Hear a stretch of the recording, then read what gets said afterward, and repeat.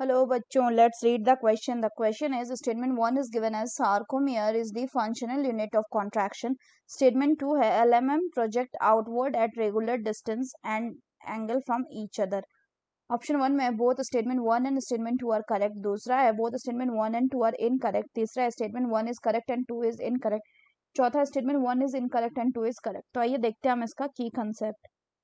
तो अगर हम बात करें इसके की कंसेप्ट की तो इट विल बी सार्कोमियर. तो सबसे पहले सार्कोमियर को जानने के लिए हम ये जानेंगे कि हमारा जो मायोफिब्रिल होता है उसमें दो रीजन होता है, एक डार्क और एक लाइट बैंड. जो लाइट बैंड होता है उसको हम एक्टिन बैंड कहते हैं या एक्टिन फिलामेंट के कारण होता है. वो जो डार्क होता है उसको हम मायोसिन बैंड कहते हैं या फिर उसको हम ए बैंड कहते हैं.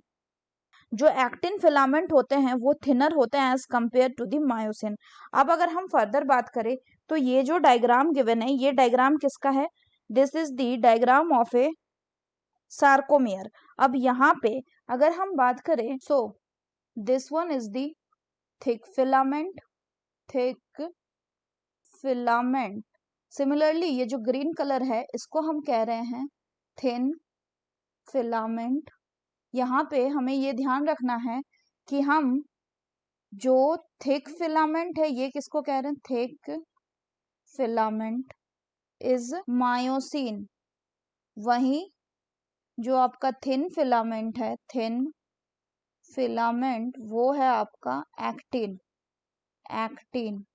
सिमिलरली एक्टिन जो है इसको हम आई बैंड भी कहते हैं या लाइट बैंड, और जो मायोसिन है इसको ए बैंड भी कहते हैं या डार्क बैंड भी कहते हैं. तो in the centre of each I band, तो इसमें आई बैंड कौन सा हो जा रहा है बच्चों? This is I band.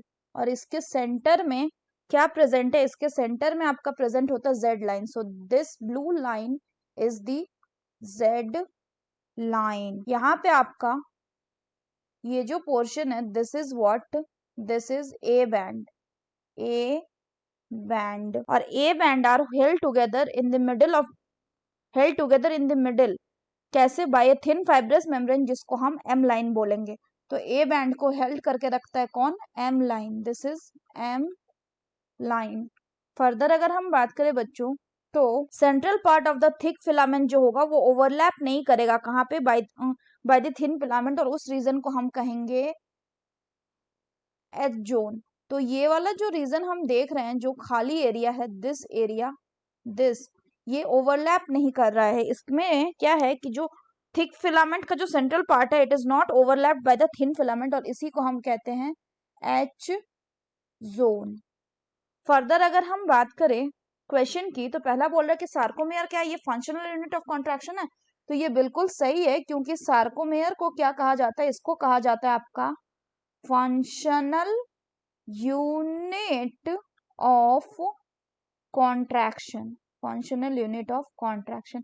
Next बोला गया एलएमएम के बारे में. सो एलएमएम हो गया आपका क्या? लाइट मेरो myosin. LMM project outward at regular distance and angle from each other. तो ये स्टेटमेंट आपका गलत हो गया क्योंकि LMM जो है ये प्रोजेक्ट आउटवर्ड नहीं करता है at regular distance and angle from each other. बल्कि कौन करता है? बल्कि यहाँ पे जो HMM है यानी हैवी मेरोमाइसिन ये प्रोजेक्ट आउटवर्ड करता है. तो यानी स्टेटमेंट 1 करेक्ट हो गया एंड स्टेटमेंट 2 इनकरेक्ट हो गया. So the correct option will be option 3, that is statement 1 is correct and 2 is incorrect. So that's all for the question बच्चों. Hope you understood it well. Best of luck.